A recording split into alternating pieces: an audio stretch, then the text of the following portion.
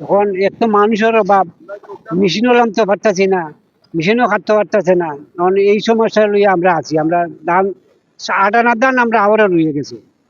পানি দেখা যায় সাদা হইয়া আইতাছে, এত পাহাড়ি ডলও আইছে। মানে আমরা কি করবো একমাত্র আল্লাহ ভরসা, আল্লাহ যদি আমরা বাঁচায়। আমি ৮ কেয়ার জমিন করছি, আমার এটাই সম্বল।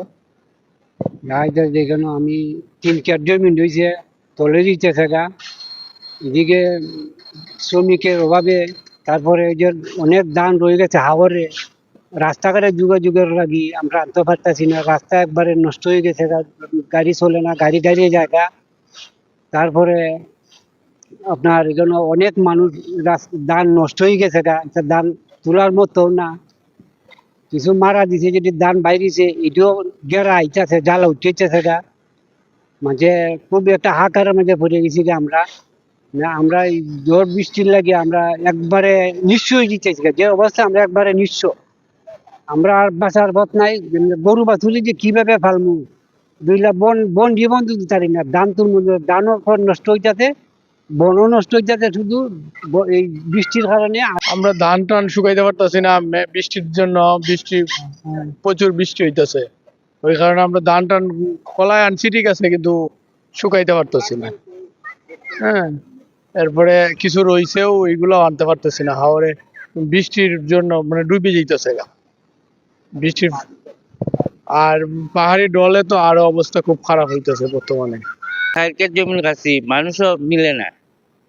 কোনো কে খাইতেও মানুষ খাওয়া যাইতেছে না, আর 10 কাজ চলে যাইব। আনন্দ কাটতে পারতেছি নাই। বৃষ্টি বেশি, তোমার ওই গাড়িটা বের আগা হরি আগা, ওই আনন্দ যায় না, এই হয় না। তো মেঘের দ্বারা মানুষ খাইতে চায় না, এই জন্য এটা। আর মানে কাছে কইলাম ইডি দিয়ে আনতে পারি তার নাম। আর অনেক কাটমুখ হয়ে পয়সা কত দি কাটি আগে আমি। বস্তা বড়িয়াগুলা একবারে বস্তা বড়িয়াগুলা এখন তুলতেছি, আর বিদ্যাতে ব্যবস্থা করার ক্ষমতা নাই, কোনো কিছু করার ক্ষমতা নাই। কি করা লাগে, সমস্যা তো সবটাই সমস্যা, সারাটাই সমস্যা।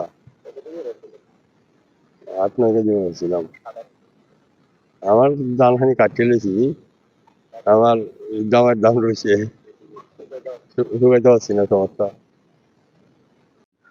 অনেক বৃষ্টিপাতের কারণে আমাদের ধান পান নিয়ে খুব সমস্যা। আমাদের হাওরে যে জমিনের উপরে পানি উঠে যাচ্ছে, এই জন্য আমরা ধান পান তুলতে গিয়ে সমস্যা। বৃষ্টির কারণে রাস্তাঘাট খুব সমস্যা হয়ে গেছে, আমাদের ফলাতে সব ধান স্টকে আছে, কোনো লাড়াবাড়া করতে পারতেছি না আমরা, খুবই সমস্যা।